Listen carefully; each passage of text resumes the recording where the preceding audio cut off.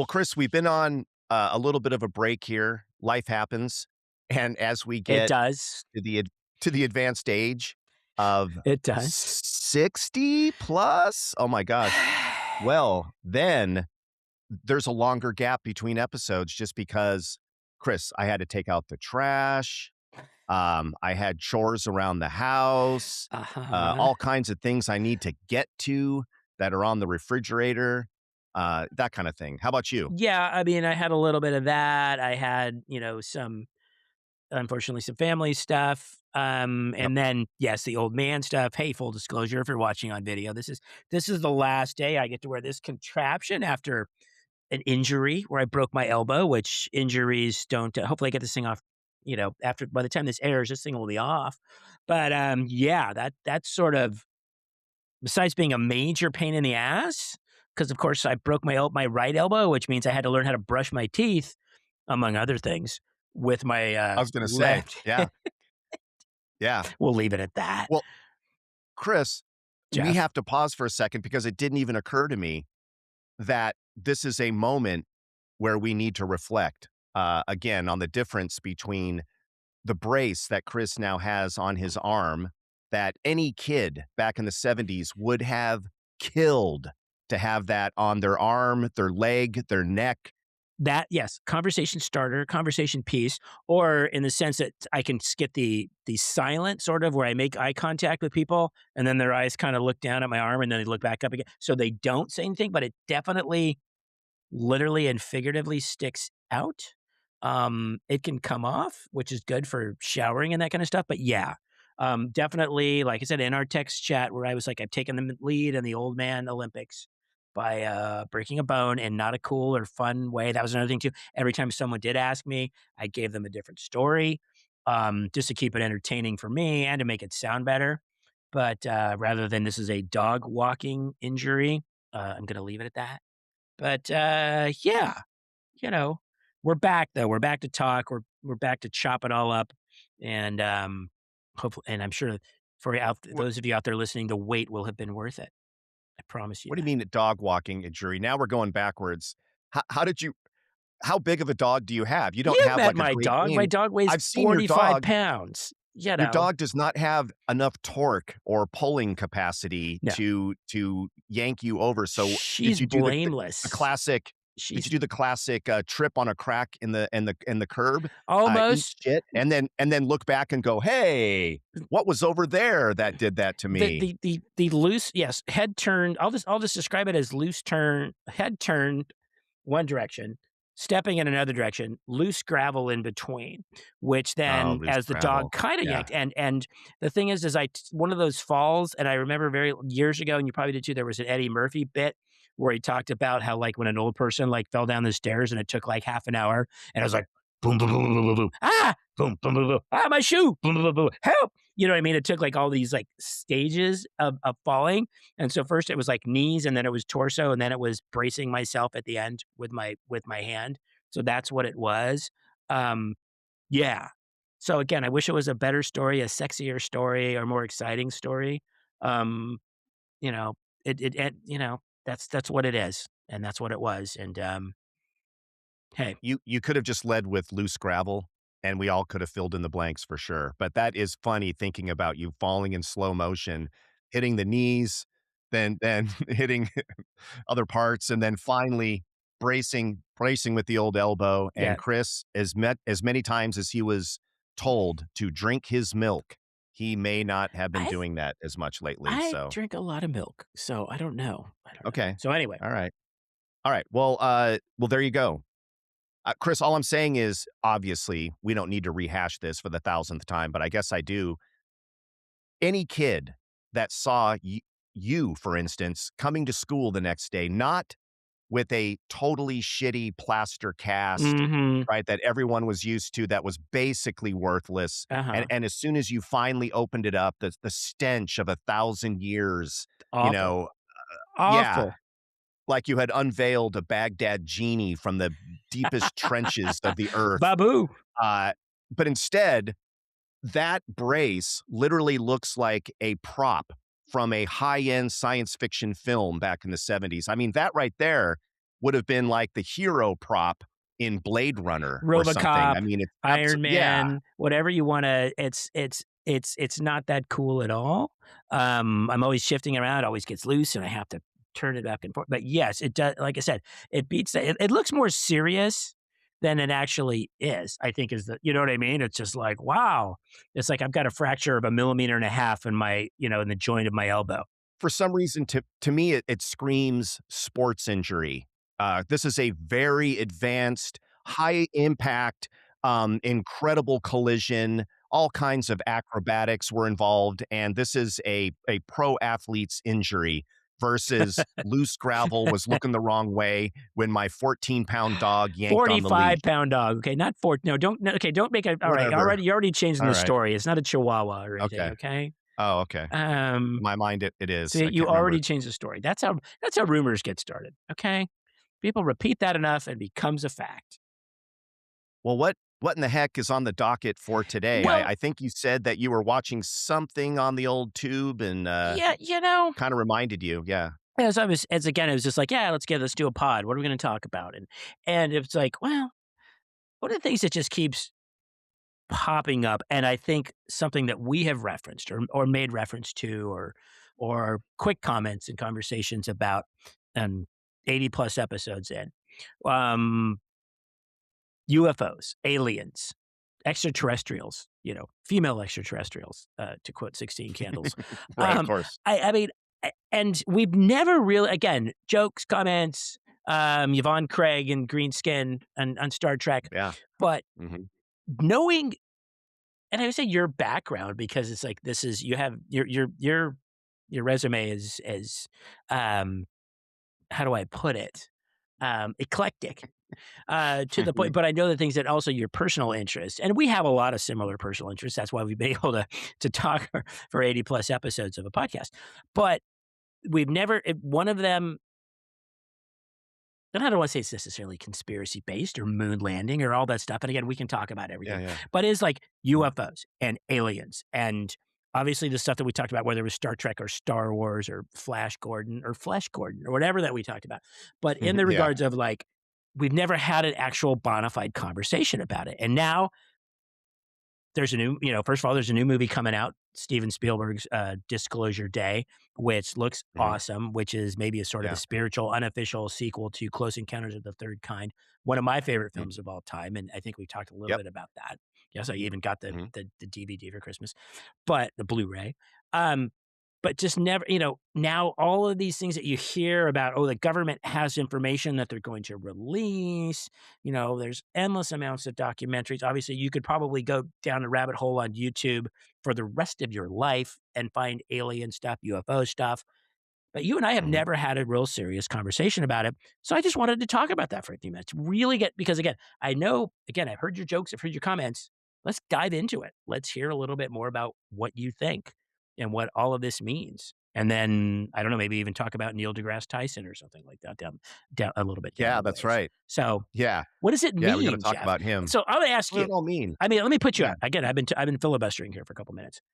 No, no, no. When did you and again, we can talk Mhm. all about our the things that really formed our personalities when we were 5, 6 years old. UFOs/aliens/flying saucers. When do you think that became more than just, oh, something that you saw on TV and forgot about 5 minutes later or half an hour later? When do you think that started for you? And then was there something that really a big bang in your life going, "Oh, this is an event. This is something that I really wanna dive into," or maybe just subconsciously you did that. Do you remember? Does anything stick out for you as far as Yeah. your personal Yeah. history? Yeah. Normally, there aren't giant milestones. This one happens to be one of them. So we've talked about this. My love of science fiction is very similar to yours. A lot of it was based on television. Mhm. I just happened to be a nerdy kid. You and I both did sports. You're definitely more of an athletic gentleman that enjoyed sports more than I did. We all did our sports stuff, but It's I all relative. definitely was a nerdy kid, very much so. And Chris, of course, you had a comic book collection. You're super Still cool do. for having an extensive comic book collection. But I loved Star Trek. I even loved Lost in Space and all the campy stuff. I couldn't get enough of it, right? Mhm. Loved all that stuff. loved imagining myself in outer space and all that. Mhm. But it was just that, right? Occasionally, I would read a book about UFOs and I would be fascinated. And then it led to the Loch Ness Monster and Bigfoot. Really, I was just interested in anything that's fantasy or crazy to think about that might be true. And it was fun to do that. Mhm. Then, In Search of, which we've talked We've about, talked about. the we're not going to call it a documentary series. We're just going to call it some rough, low budget clips thrown together starring Leonard Nimoy to talk about things that never got resolved. But, you know, Uh-huh. that made me start thinking more about UFOs and the Bermuda Triangle. Remember, God, Chris? God, I we love mean, the Bermuda just like Triangle. quicksand, we believed it was real, Uh-huh. and so there you go. But it was just a passing interest. Then flash forward to the mid 90s, and I am doing stand up comedy at the Comedy Store in La Jolla, California. And one of the other comics says to me, "Hey, man, if you want really good material, you got to go to a UFO convention." I think I might have mentioned this before, but on a dare, I went to a UFO I convention. no. And back in the 90s, Chris, it was literally what you think it Okay, is. you did I was abducted by a alien and it took my cow. okay, It was that kind of thing. you did mention this. This is like your origin Yeah, story. So go on. I wanna hear more. Okay. that's right. This is your That's parents right. My getting gunned origin down in story. the alley, right? And turning you Yeah, into, that's right. Wow. so, Yeah, I mean, that's right. Yeah. Amen, brother. So, figuratively. um, so back then, guys, obviously low tech. You're going to a Mhm. convention that's mostly card tables with Mhm. a terrible picnic, uh, uh, you know, Tablecloth. uh, table cover on it Uh-huh. with cassette tapes that they're selling, and each person has a different story to tell. Mhm. Mind control, obviously UFOs, the different types of aliens. You guys, there's the reptile type and the grays and the Pleiadians and all that. So suffice to say, I didn't take it seriously. It was a lot of fun. I went around from exhibit to exhibit, and he was right. I was able to get 20 minutes of very solid comedy from that convention. It was hilarious. Here's the mistake I made: too much of a good thing. Mhm. I went back a second time, Chris. Never get taken to the second location, right? I know that's supposed to be a rule. I went Right. back for more material, and that's when I got fucked up. Damn it. I shouldn't have done it.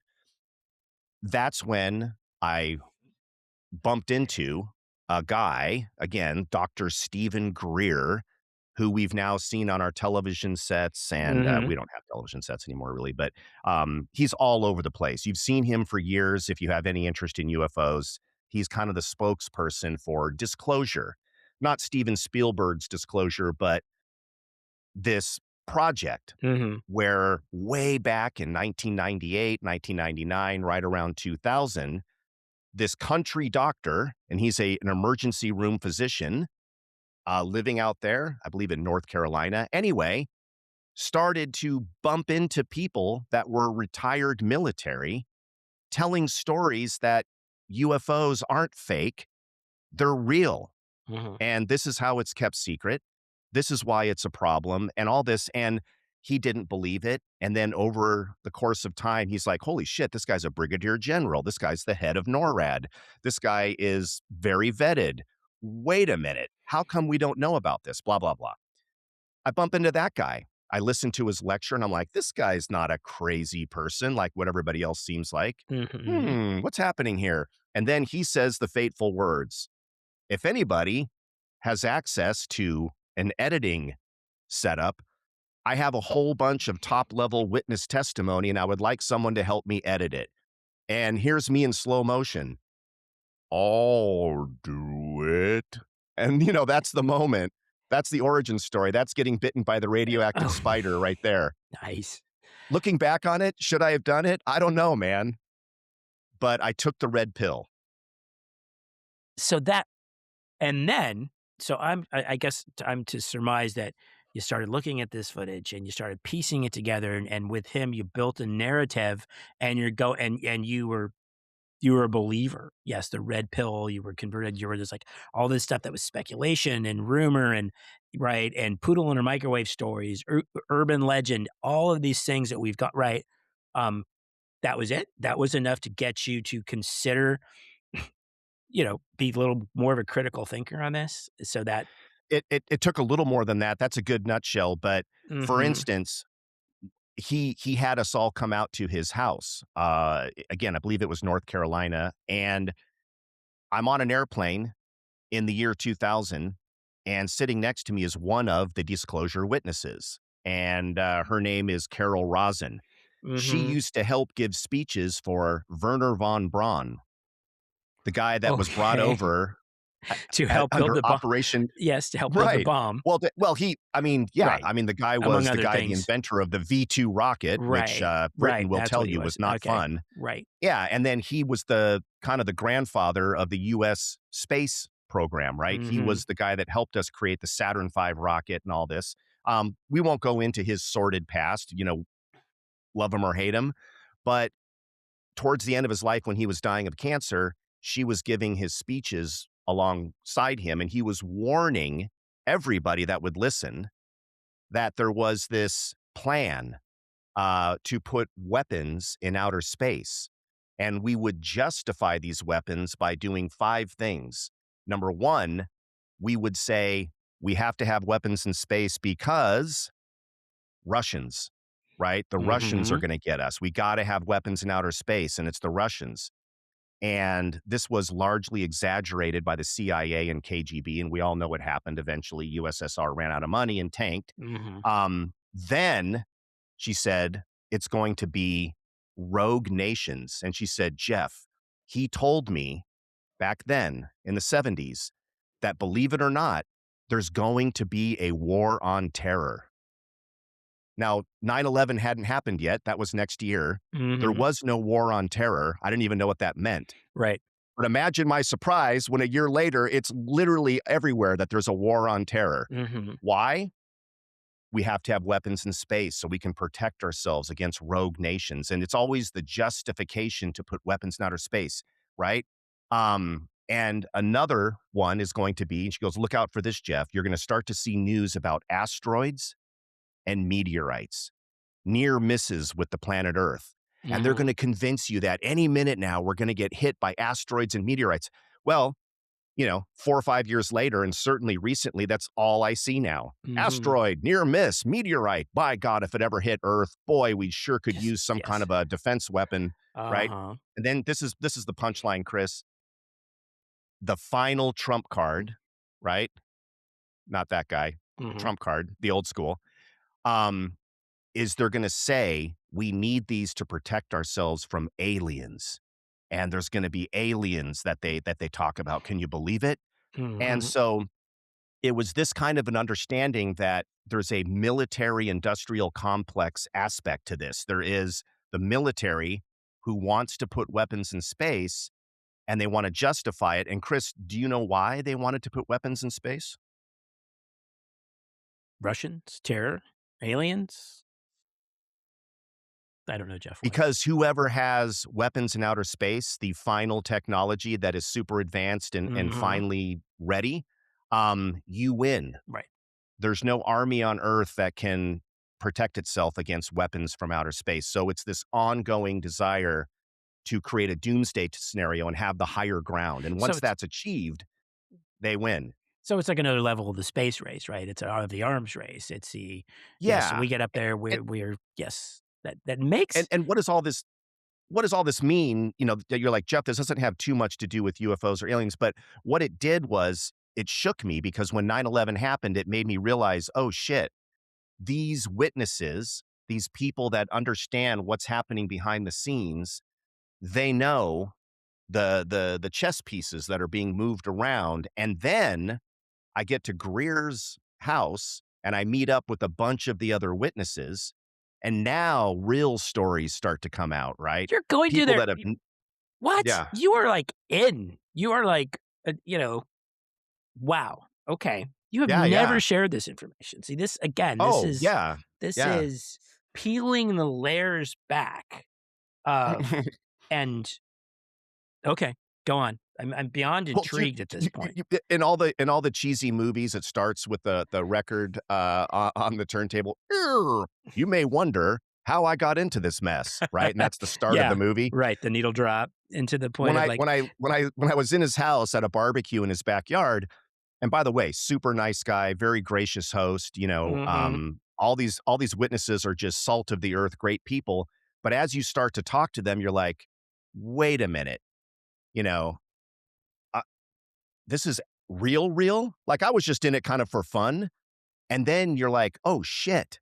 And again, it's a brigadier general. It's the guy that was the head of NORAD, the head of not the head of NORAD, excuse me, the head of the FAA or mhm, whatever.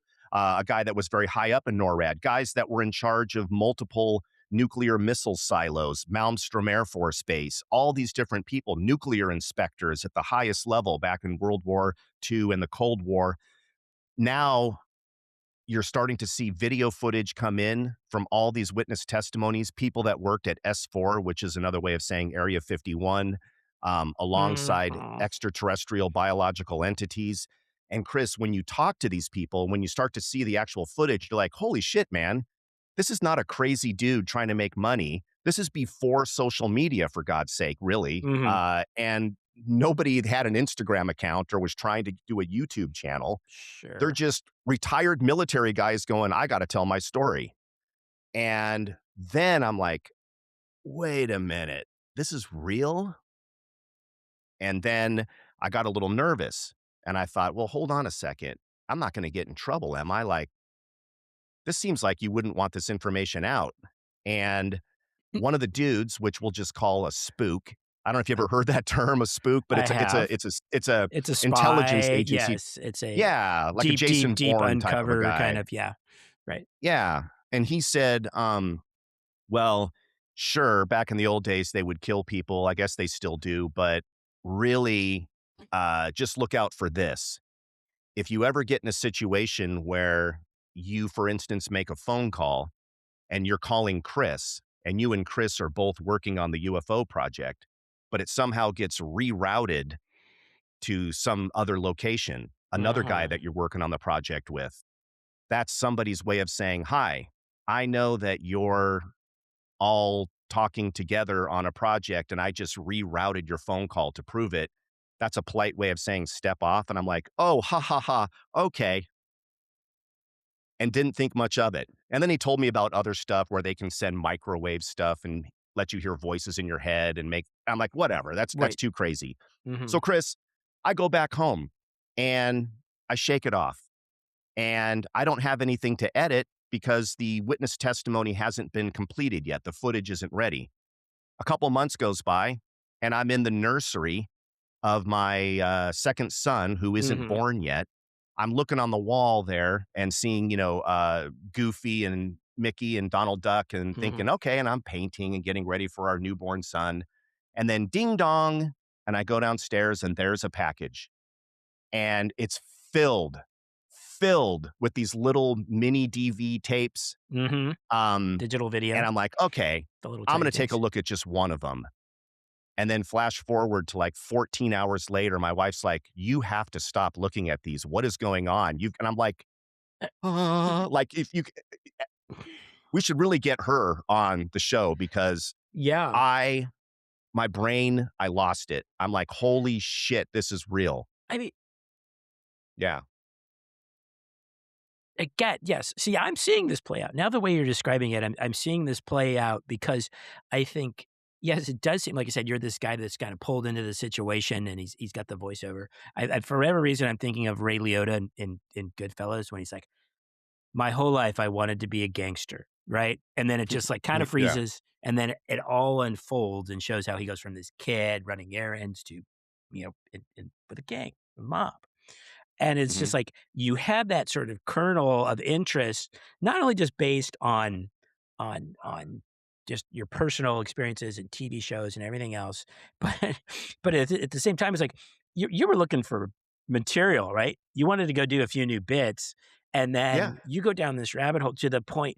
Now, again, it's amazing to me that it's it seems kind of funny because it's like I could almost see a point where someone later on a spook, a guy in a parking garage, right, that you can't see his face. It's maybe wearing a deep throat, trench coat kind of thing, kind of telling him, he's like, do you think it was a coincidence that you managed to, meet so and so, or do you think it was a coincidence that she was sitting next to you on the plane? All these things like you've been Right, yeah, specially right. selected to Yeah. get this information out based on your background, based on your skill set. But I mean, but that's the thing. It's like how do you mitigate that against all this stuff all of a sudden? And yes, Leonard Nimoy and In Search of and Project UFO or Project Blue Book and all the Good, stuff that yeah, we've those are good shows, seen, wow, right? All those yeah. things that we saw versus, and again, and I'm not trying to shoot anything down, against maybe an inherent skepticism, and where you would go like, because the one thing that I've always thought, yeah, I can see this, right? I've always thought, why not? I've always thought I'm not that, I don't know, wrapped up to the point where yes, this is the only planet with life forms, right? And this is the only planet with technology, and we could very well have people have technologies that we don't even can't even fathom. But the one thing that always kind of holds me back just a little bit is, again, it's the skepticism of like, but this seems to be like all these enormous secrets, right? That have been kept over decades, probably even longer than that, because why should we even think that, I don't know, whenever, Area 51 or Roswell or any of that stuff's in like the 40s and the 50s, why should we think that that was when it started, right? It could have started in the 1800s or the 1600s, whatever. So that's the part, and, like, I've always felt, and again, this is my same thing about conspiracies, is just, like, it's really hard to keep a secret in general. It's really hard to have a group of people keep a secret. It's really hard to have a group of people keep a secret for decades upon decades upon decades.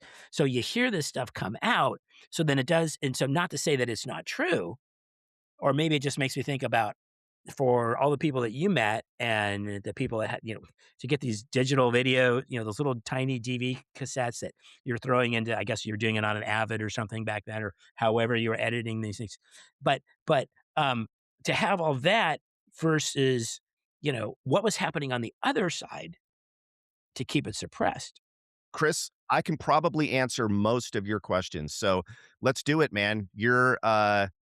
What's the guy's name? Give me a Dick Cavett. Yeah, we're sitting at the, you're smoking, and we're at the little coffee table there.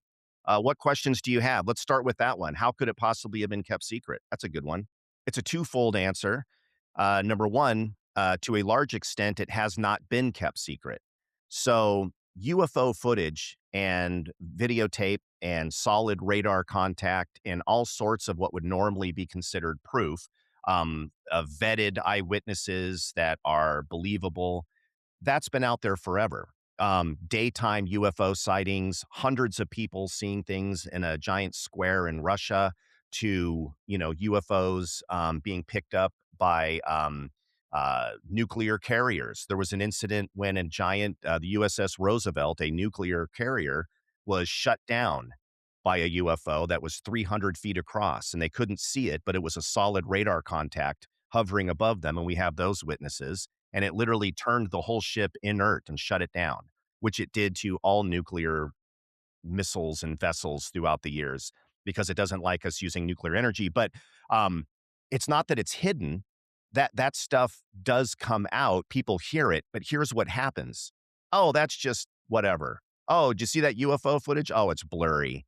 Oh man, if it was real, the aliens would be on our doorstep. And that part's true. It's true that they haven't literally walked in front of everybody and shook hands with people. There's allegedly a reason for that, but there's thousands upon thousands upon thousands of vetted instances where we have seen UFOs, documented them, and all that proof.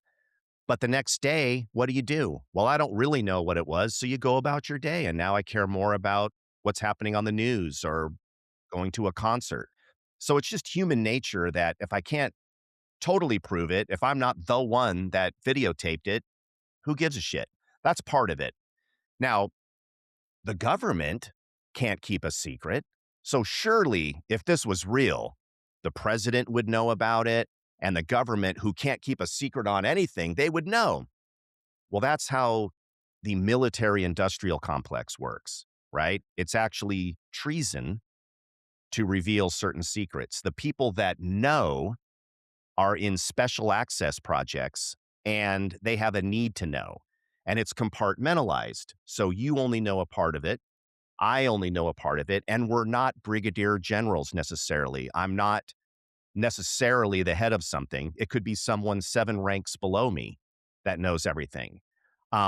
So when corporations got married to the military back in Eisenhower's day, that was the end of knowing anything because the military can hide inside of corporate law and corporations can hide inside of national security. And that marriage is what kept it secret.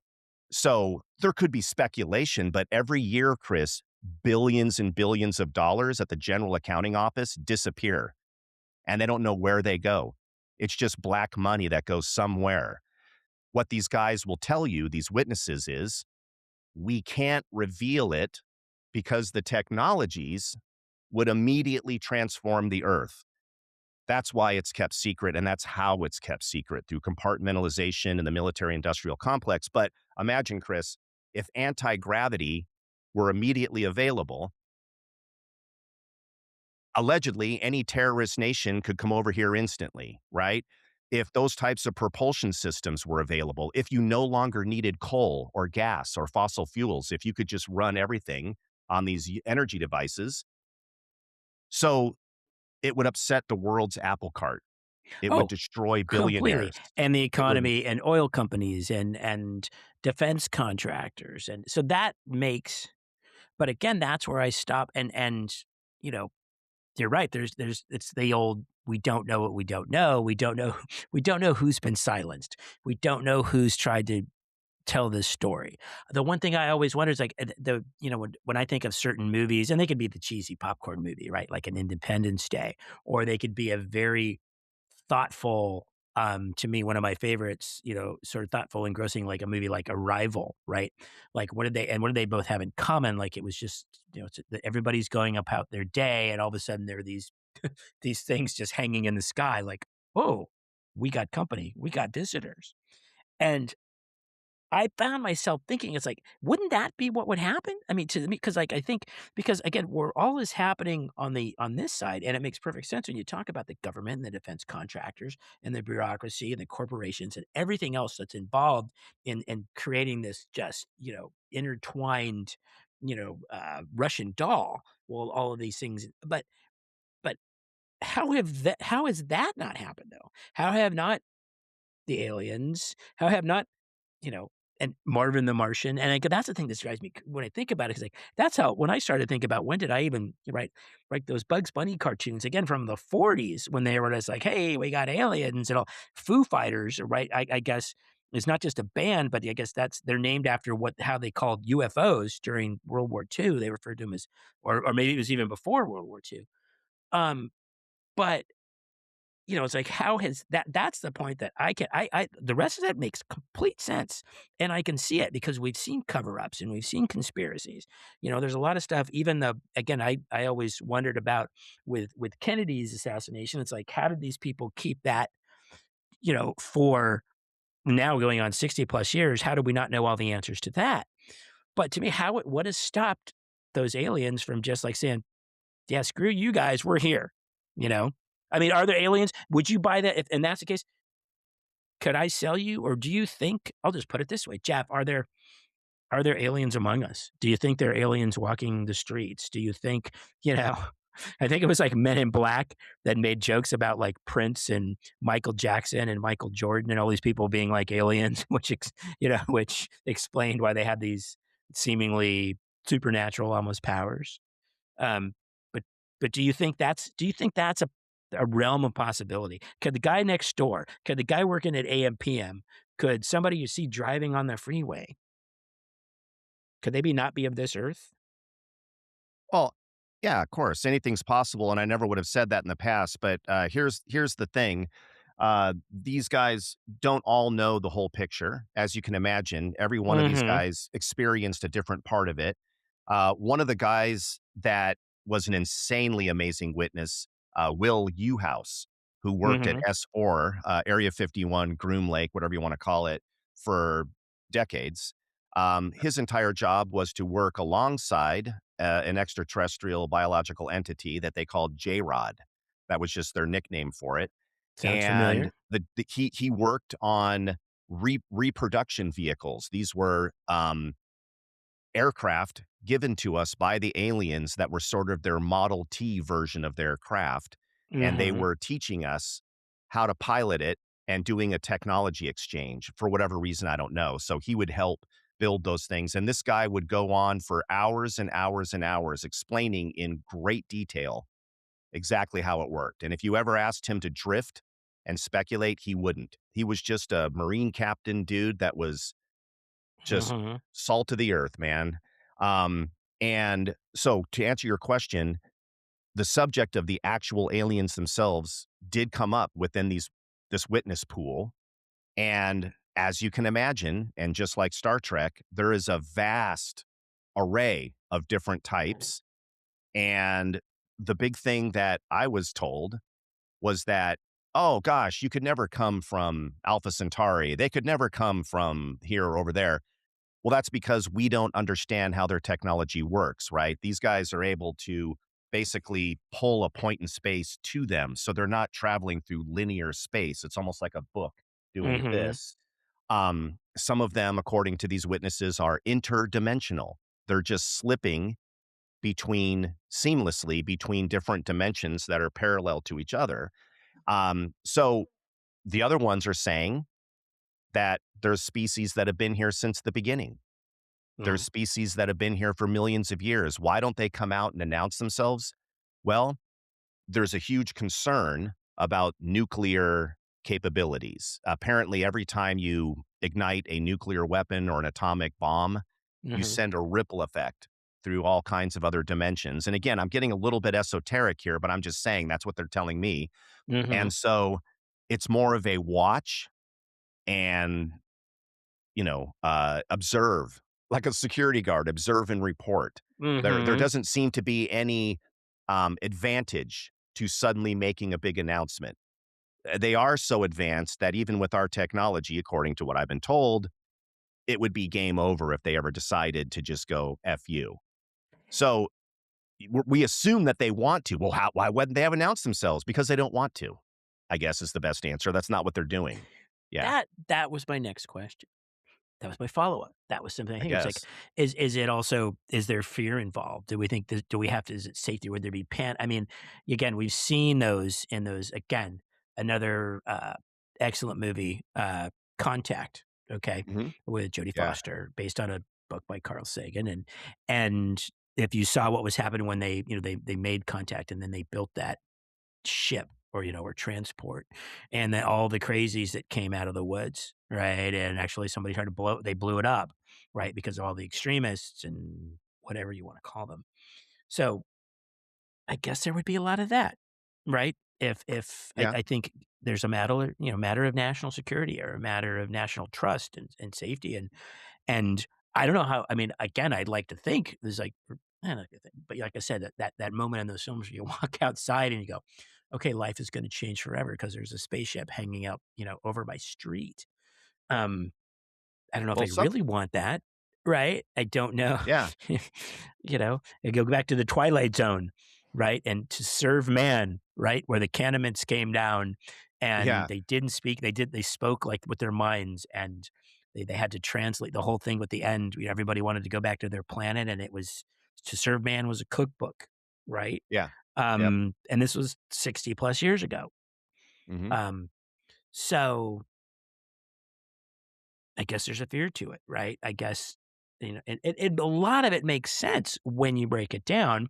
But like I said, a lot of the one point to me is like, not to be overly skeptical or pessimistic about it, but Well, there you has probably to be should be a something. little Why are we skeptical. not Yeah. hearing more about this? You know, You are and right especially now. where I am, and now that they especially have dangled it out there, oh, the government can have some, all these government officials, and you've got someone in the White House saying, "I'm going to release files, and I know things."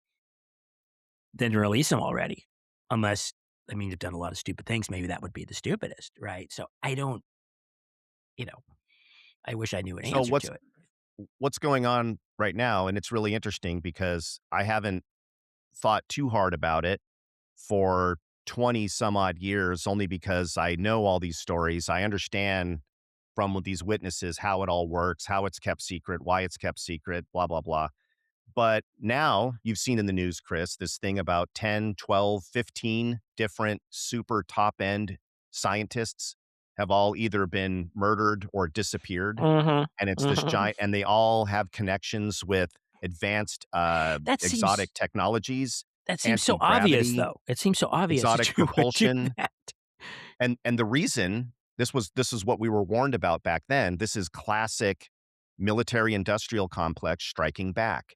Mhm, um, I knew that if there was gonna be real movement and they were gonna start releasing stuff, and just so you know, the stuff that they've released already is kind of old school stuff. It's a lot mhm, of rehashing of stuff that's already been out there, but that's fine, it's a start. But immediately what happens is in the private sector, in the public sector, whatever, other scientists have started to catch on to how to achieve these technologies outside of the military industrial complex, outside of backwards engineered technology that we have. And that is not okay. And so there's mhm, still this control group, and I know it sounds very X-Files or Men in Black, but it's real, that doesn't want this shit out there. mhm. And it's a very real reason because they lose control if other people get the technologies. And so, yeah, you're seeing these people disappear, Mhm. suicides, suddenly choked to death, suddenly had a coronary, suddenly Fall had out a this and that, window. fell out a window 5 times, Yeah, exactly. It yeah, was a second-story window, so they had to do it several times. Um, right. So you're seeing that, but you are seeing a concerted effort now to disclose, and that other topic you just said is coming up again too, which is, will people freak out? Well, mhm, people that have never truly considered that this is a real possibility are gonna freak the F out because mhm, they just don't have the same open mind. Everything that's different is a demon. Everything is out to kill us. They're all monsters. The Bible warned of this. It's gonna be all of this typical, you know mhm. whatever stuff. Now, I'm not saying that there probably aren't malevolent alien species out there, and but you know what? I would say malevolent.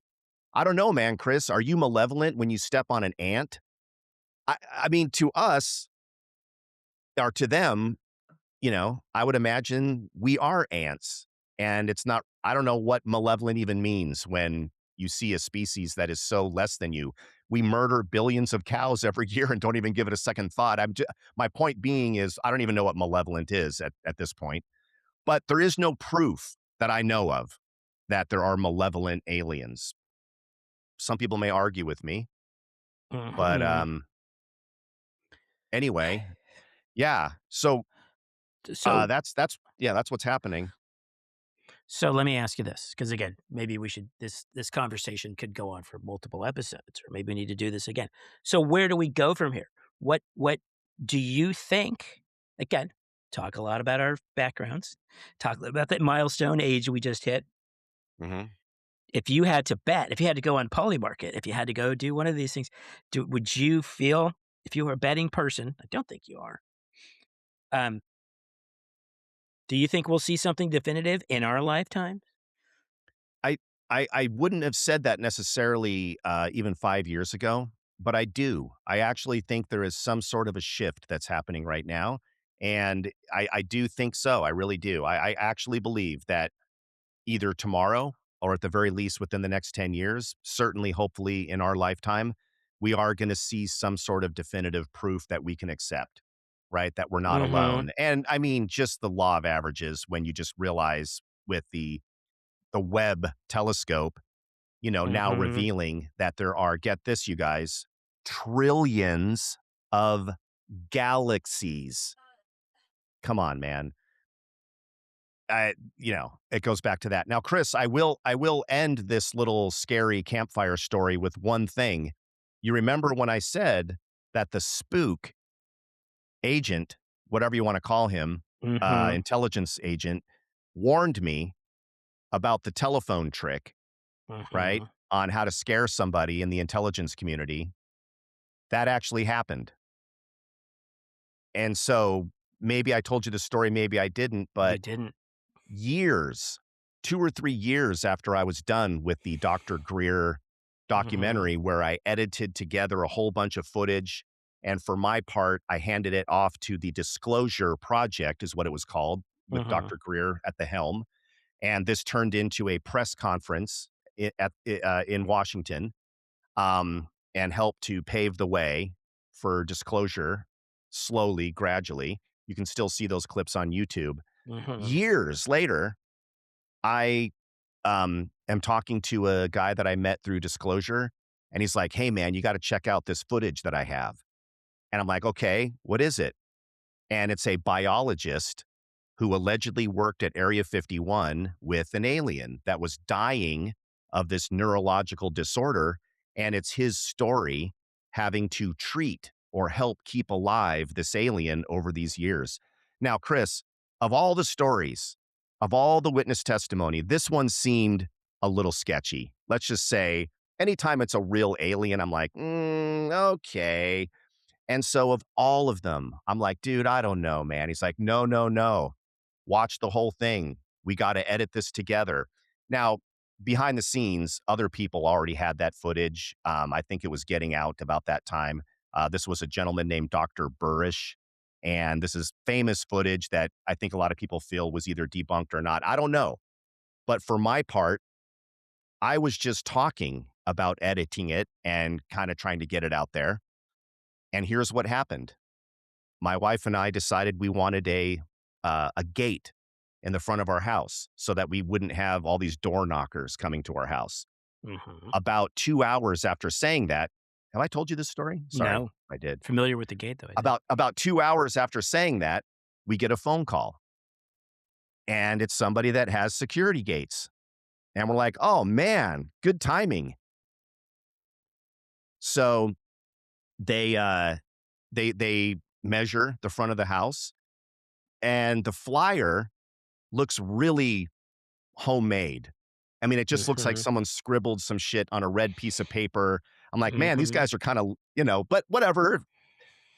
All right." And so they measure it, and they're like, "Call us back if you're interested, and, here's the phone number." And the lady literally writes the phone number with a Sharpie on the flyer. All right. So, I'm on a business trip, and my wife is home with the kids one day, and she decides she's gonna call that number and see what's up with that security gate. Chris, are you ready? I don't think I am. She calls the number, but my friend Mark answers the phone, and he says, "Who is this?" And my wife recognizes the voice and says, "Mark?" And he goes, "Deanna?" And she goes, "Wait, that's not right. I called this other number. How am I talking to you?" Now, pause. Mark is the guy that got me into UFOs. Oh, God. Mark is my comedian friend who got me into this to begin with, and he's the one that I've been sharing all this information with, and he's kind of like my partner in all this.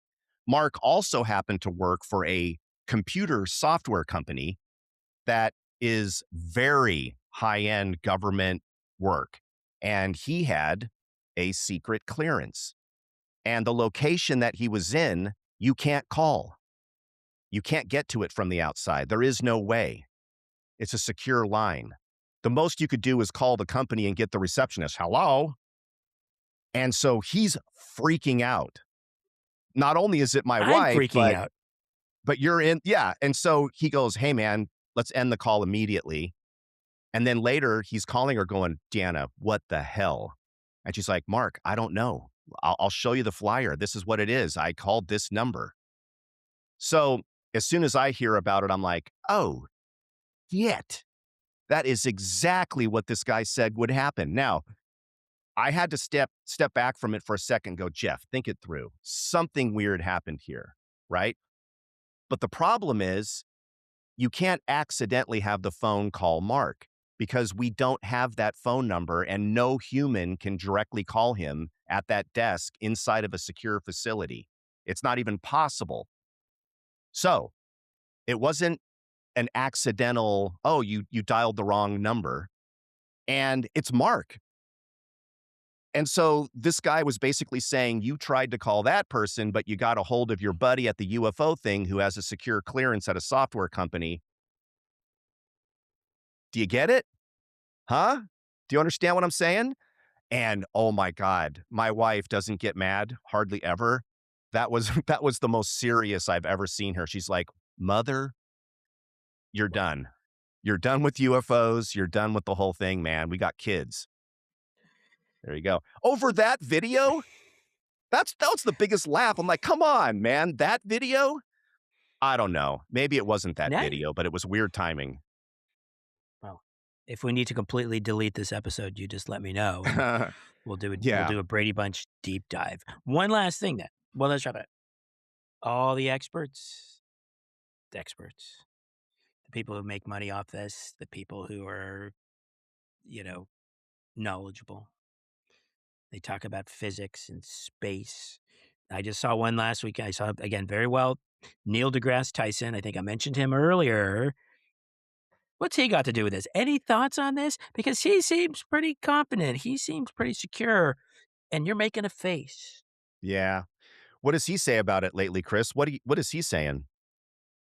What I just thought is like, that they're there and that we know all about it, and that yes, there are certain aspects that there's a certain element of danger, and we are not alone. And this much like you said, this in multiple billions of solar systems and galaxies. But do you have some thoughts? Do you think that Yeah, there's somewhere I like do. that is Yeah. what?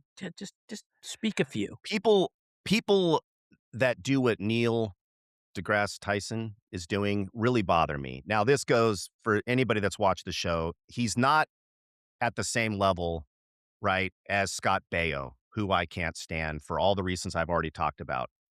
But, then at the bottom of that list, I would say would be Sammy Hagar, who again did nothing wrong to me. For all intents and purposes, probably a wonderful gentleman, but for some reason I can't stand. He doesn't deserve it, but I would say he's at the bottom of the list in terms of okay, Scott Baio's the worst. Sammy Hagar's down here. Somewhere in the middle, you got Ryan Seacrest. Again, why? I don't know. We've talked about this. He just bugs the shit out of me. Neil deGrasse Tyson is one of those people, and here's why. Because up until now, when it's very convenient to start to open your mind to the fact that this might be real. Up until now, he has been a giant jerk to people that talk about UFO experiences or having seen or witnessed anything that has to do with UFOs, UAPs, paranormal, anything, to the point where it's just dripping with smarmy sarcasm, literally patronizing these people for daring to imagine that that these creatures could do the impossible and travel here. And oh, by the way, obviously, if this was real, we would all know about it by now. So I highly question. And so not only is it a super asshole way to talk about these people, but I have an affinity for them, right? They're my Uh-huh. people. But also, he's not using the scientific method at all. He's literally the opposite of a scientist in how he's approaching it. He's not saying anything is possible. He's Mhm. saying, goodness, look at you, Mr. My cow got abducted. I'm like, bro, I thought the whole point of science was to leave an opening and Mhm. never be satisfied with anything. Otherwise, the world would still be flat. I literally can see Neil deGrasse Tyson applauding as they're about to execute Galileo. Yeah, yeah, I knew it. I knew it. I told you guys this guy was crazy. Earth is round. Anyway, that's why I don't like Neil deGrasse Tyson, because now all of a sudden, when all this information's coming out and these witnesses are very credible, Now he's swinging the other way as if he always kept an opening for it, and we must have misunderstood him. Internet traffic, right? What a clip magnet guy, dude. Well, I think that is the one definitive thing I can take away from this conversation today is your your thoughts and words around Neil deGrasse Tyson. Oh, Well, he never Jeff, did anything to me at all. But again, my ire, yeah. we need to explore this again down the road. But as we looked at again, as we take a look back again, why you got started in this, the things that, and it's hilarious to me because I not hilarious in the sense that like I know you're very joking. You've always had a very sort of um, I'd say irreverent viewpoint on a lot of this stuff. There's always some Yeah. comedy attached because there's a lot of comedy Yeah, attached sure. to everything you do. So I Yeah. never, and again, all the conversations we've had, this going down this rabbit hole opened up more rabbit holes. And now I had a lot of questions. And while I don't have answers, I have a study guide. Okay. Where I think I can find Well, some you of the yeah. answers. You And got the basics here. Certainly, yeah. yeah. And then it's Yeah. great. And now it just, you know, I like to be open-minded, and it makes me interested and even more, excited about certain things, a little more fearful, but hey, that was a great conversation. Cool. I Yeah. feel it was just like, next, we will do I think we'll flip it around. Next episode, we will talk about my, basic, origin story with chocolate milk and how it became a tenet of my life for decades, but I so like that. we'll keep the audience hanging on that one, or maybe we'll come All up with right. something better, but I Jeff, like being the Obi-Wan Kenobi here, where it's you've taken your first step into a larger world, right? only Something like took that. 80 some episodes. So, Yeah. again, great conversation, a lot to think about, a lot of things bouncing around in my head, but what can I say except until next time, Jeff? Until next time, Chris.